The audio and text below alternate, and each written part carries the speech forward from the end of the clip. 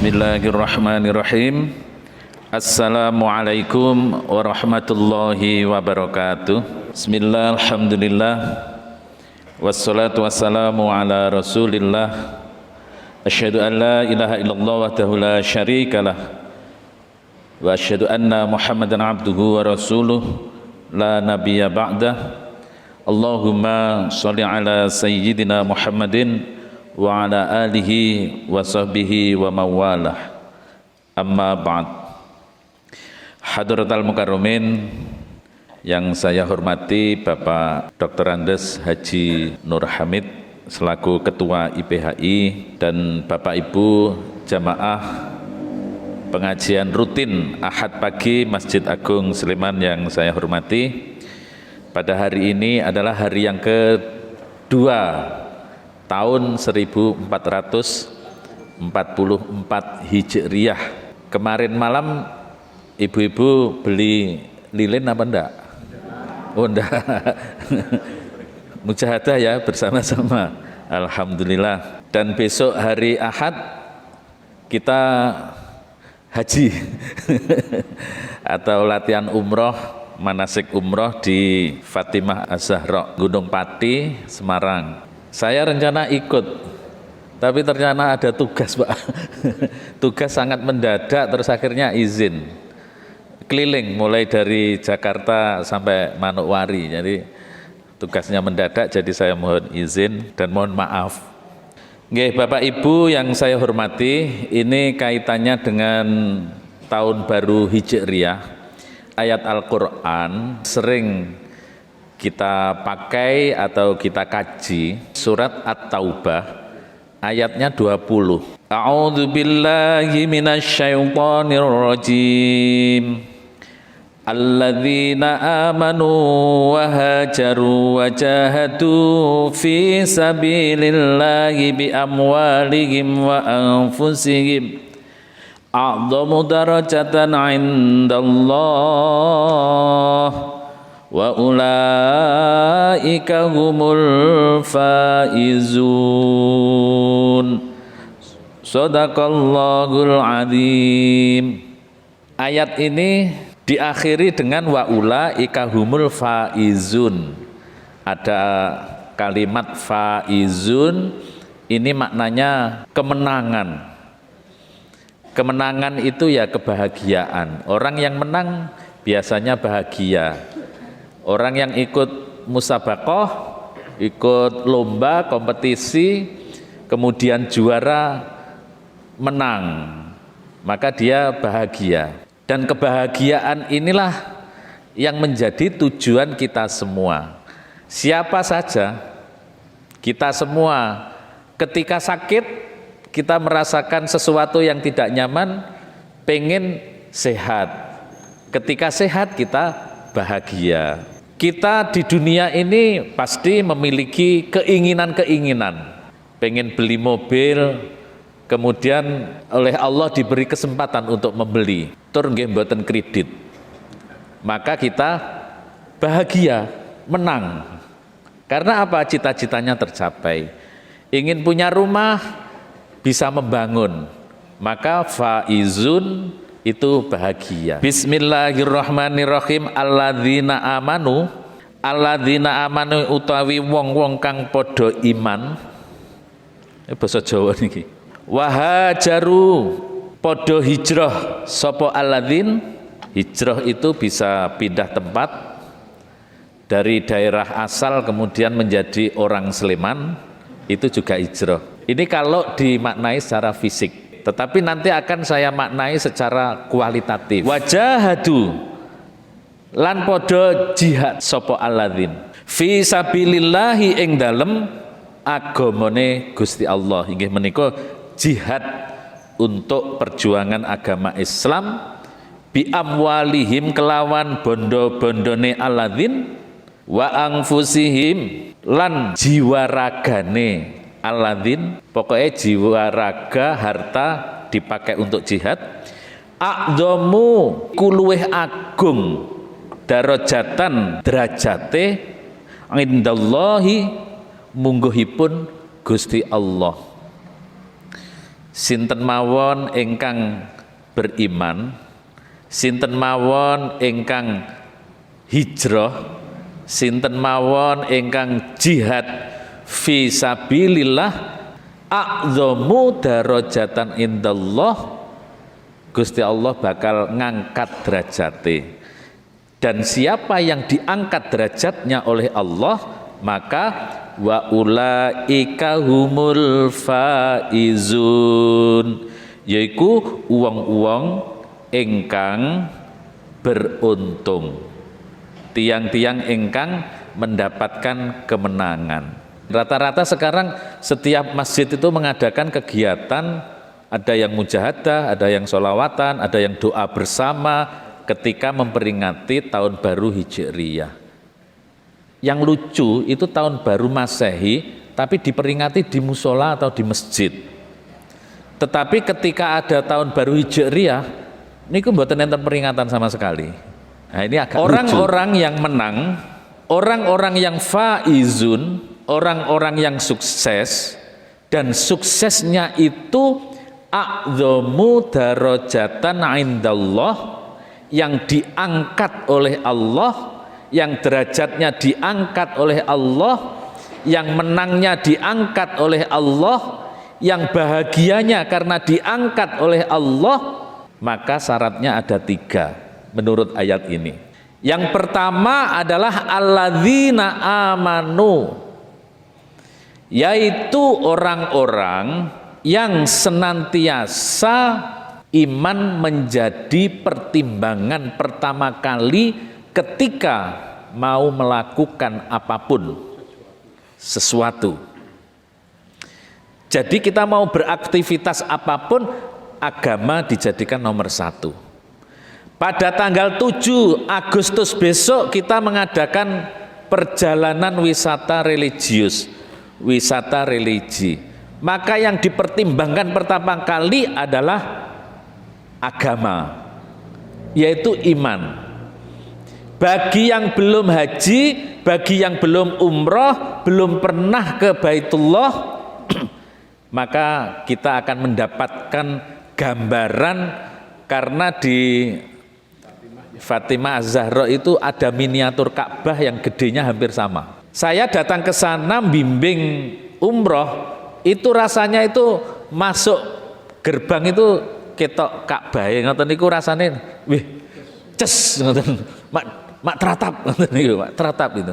Karena apa? Karena ada unsur religi. Kalau biasa-biasa aja, nah, itu biasanya ya mung krana seneng dolan. Tapi dolan yang memiliki makna religi, yaitu menghadirkan kenikmatan dalam beragama. Nanti ibu-ibu, bapak-bapak bisa sa'i, bisa tawaf walaupun hanya 1 kali. 1 kali mawon Pak, mengke sepuh-sepuh nanti 7 kali. Ngentekke wektu pemeneh sarapane engko ora oke iso mumet. Nah, maka dari itu ada unsur religinya. Bisa bayangke lho Pak Ibu, ketika demek Ka'bahe Fatimah Az-Zahra niku rasane lho iki sing ning kene apa meneh ning kono gitu lho. Aslinya gitu. Terus ada Masjid Nabawi. Lho niku tiange niku padha. Tiak saka. Saka niku padha. Kula lendeh-lendeh ngono gedene padha walaupun jumlahnya tidak sama. Akhirnya diwehi kaca. Jumlahnya ribuan. Dadi lenggah ngoten kados wah pokoknya asik. Jenengan nak mboten budal niku rugi. 250 Pak. Rasanya itu cesnya itu kula foto niku gambar kula dadi 100. Ya ketok kabeh. Karena kanan kiri ada kaca. Tapi betul-betul kita menikmati, terus membayangkan. Walaupun akhirnya jamaah nggen kula urung sida. Regane dah dilarang Pak umroh. Jadi manasik itu awal 2020. Nah, ternyata 2020-nya penerbangan domestik mawon ditutup apa meneh penerbangan teng Mekah. Nggih. Terus mau berangkat sekarang nih regane larang. Jadi nabungnya harus nambah. Nah itu berarti hati ini jadikan nomor satu. Agama jadikan pertimbangan yang pertama. Coba Bapak Ibu nanti menikmati atau membandingkan ketika sholat di Masjid Agung Jawa Tengah dengan masjid di sekitar Bapak Ibu. Itu lain loh. Lain. Saya sholat di masjid di tempat saya yang sempit, kalau diisi 200 ini pun kebak. Terus kemudian sholat jamaah, sholat duhur teng Masjid Istiqlal ingkang gede banget, niku rasane nggih beda. Berarti ada unsur ces. Nah unsur cesnya itulah yang membawa kenikmatan kita dalam beragama, dalam pengamalan agama. Nah ini ada unsur religius, ada unsur religi. Agama walaupun ini jalan-jalan dijadikan pertimbangan pertama. Banyak sekali nanti pelajaran yang bisa kita dapatkan ketika kita melakukan kegiatan wisata religi walaupun satu hari. Jenengan dereng pernah misalnya teng makame sinten Pak Sunan Kalijaga. Sunan Kalijaga. Kadilangu nggih. Nika UIN Sunan Kalijaga niku dosene do sering ziarah napa mboten? Lak kula sering. Lak kula sering. Nglewati Kadilangu, nglewati Demak ngoten kula mesti mampir. Krana napa? Lah kula kerjane teng UIN Sunan Kalijaga, kualat kula lak mboten anu.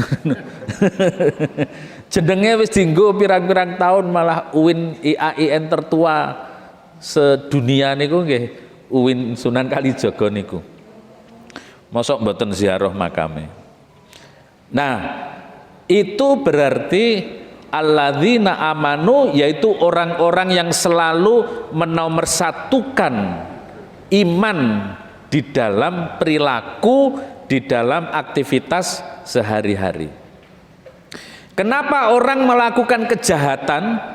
Apakah ketika melakukan kejahatan itu mboten ingat Gusti Allah? Bisa jadi mboten. Karena ketutupan dengan kejahatan itu. Contoh, mau korupsi ada duit 1 miliar neng ngarepe. Tanda tangan mawon. Karena alatnya korupsi niku maling koruptor itu hanya pakai pulpen. Senes pakai linggis lah, nganggo linggis lah maling amatir. Gitu, maling tingkat desa niku.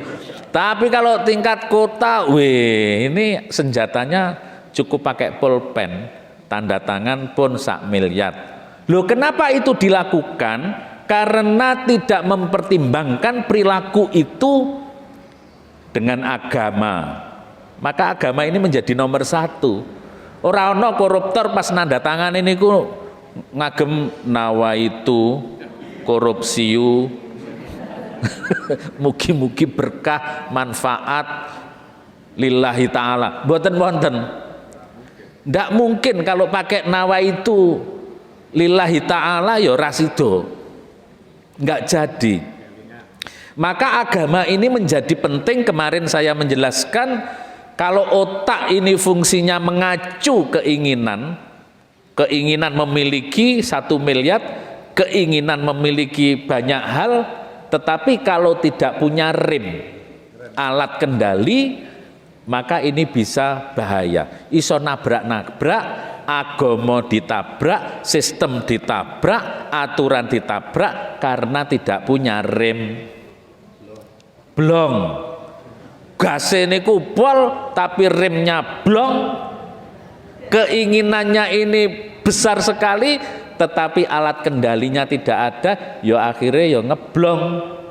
Nah, maka agama ini menjadi penting. Amanu itu menjadi penting, iman menjadi alat kendali yang kuat. Kalau akliyah ini mengacu keinginan kita, kalau ruhiyah agama ini menjadi rem cakram kita. Sehingga kita mau melakukan apa saja agama kita menjadi alat kendali.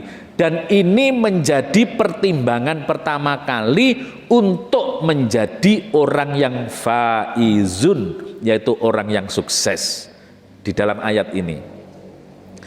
Maka iman menjadi penting, agama menjadi penting,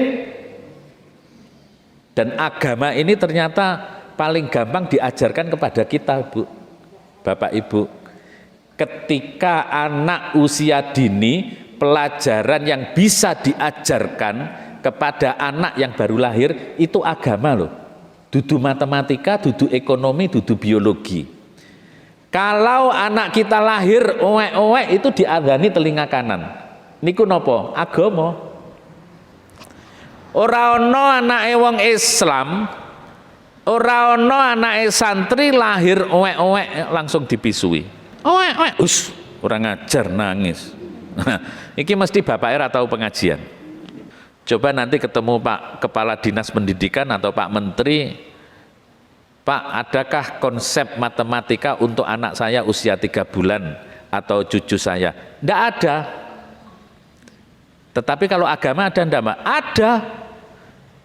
Konsep agama anak baru lahir itu ada. Di antaranya adalah adzan, qomat, itu baru lahir saja. Jenengan ngajari zikir putune niku nalika putune umur pinten nih? Ngudange wong santri, ngudang ngertos nggih, Bu nggih? Menimang nggih. Menimang cucu itu kalau santri itu mboten nganggo cucak rawa ingkang buntute dawa. Tetapi make solawat, orang nganggo lilo-lilo tetapi ngagem solawat. Itu loh hebatnya agama, bisa diajarkan sejak dini mungkin. Lo anak usia 5 bulan ini iso geleng-geleng kepala maksudnya zikir la ilaha illallah, la ilaha illallah. Masa anak berlahir niku njuk dipangku bapak ini nyanyi nopo nih cucak rawa buntute dawa.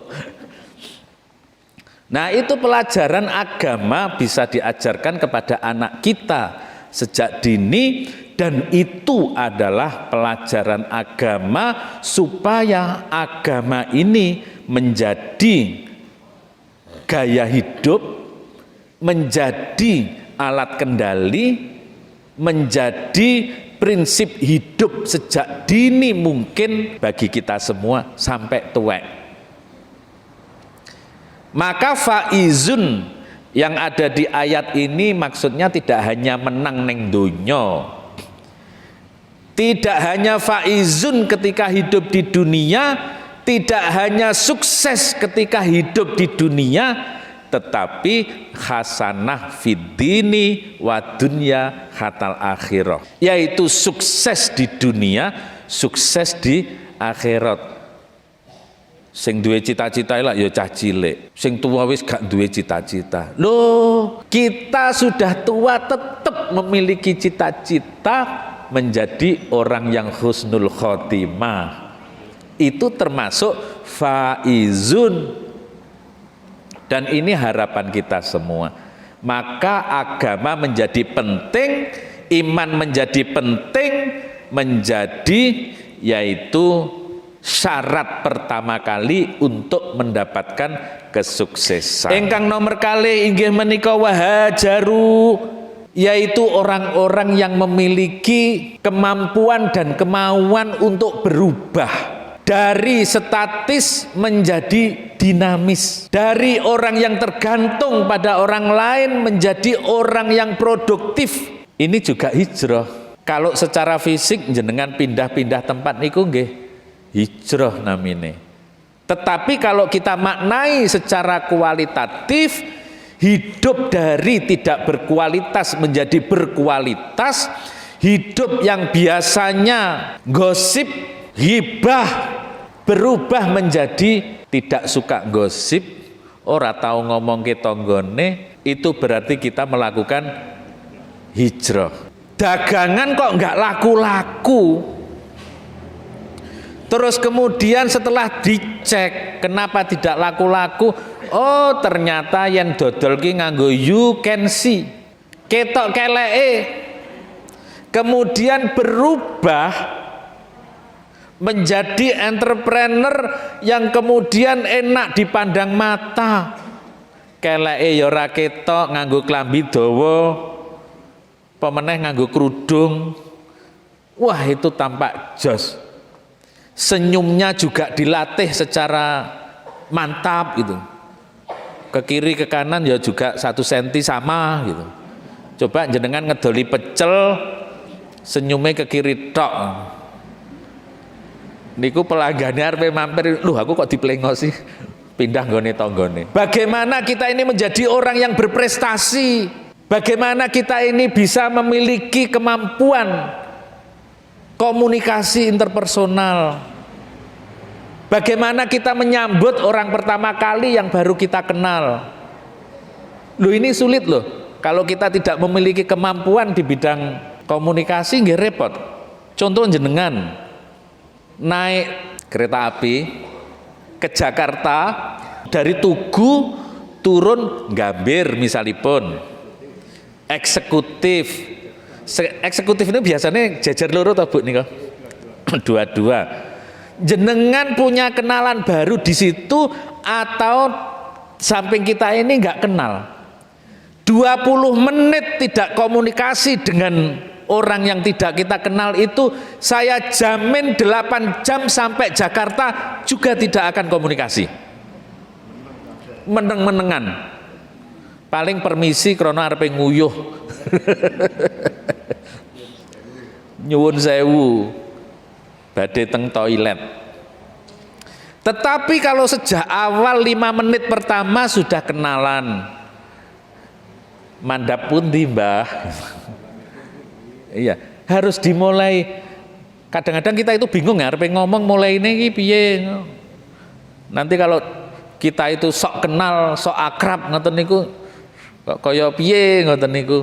Kalau saya biasanya kalau pergi sendiri niku berharap di samping saya nanti orang yang ngomongnya itu gampang, iso kenalan, iso ngobrol kepenak, pemeneh ayu. Seneng. Ngalamat 8 jam gak turu. Biasanya kalau ada orang lewat di samping saya, langsung saya tanya, nomor berapa? Gitu.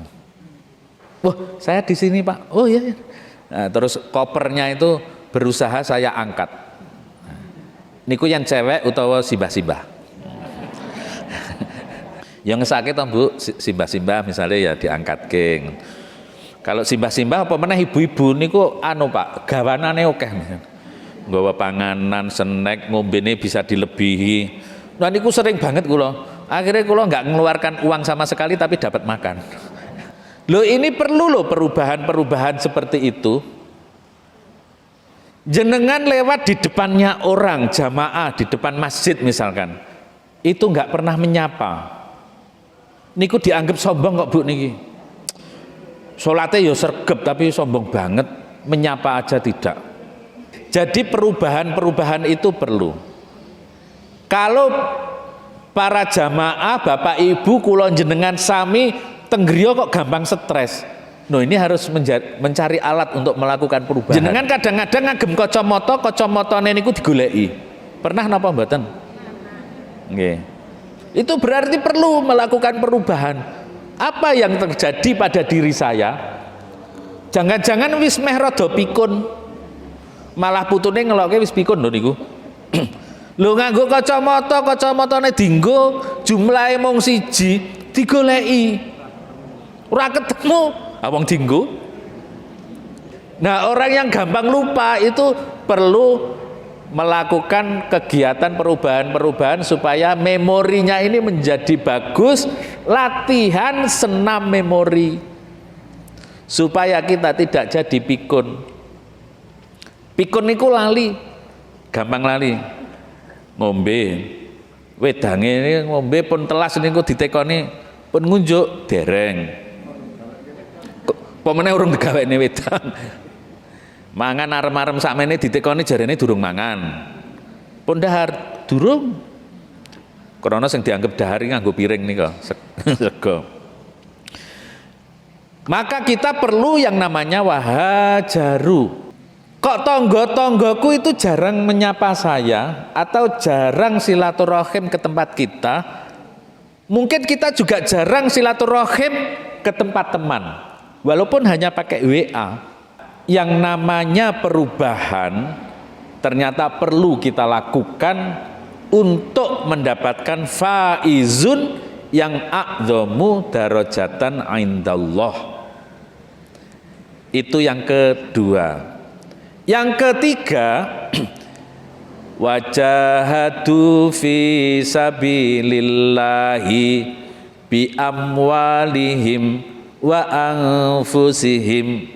Menawi pados ngilmu kados seperti pagi hari ini, itu seperti jihad. Bahkan orang yang meninggal dalam keadaan tolabul ilmi itu dianggap jihad, syahid.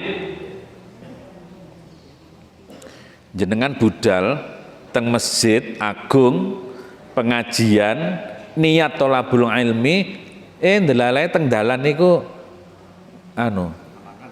alangan, kok ndelalae sampai meninggal syahid.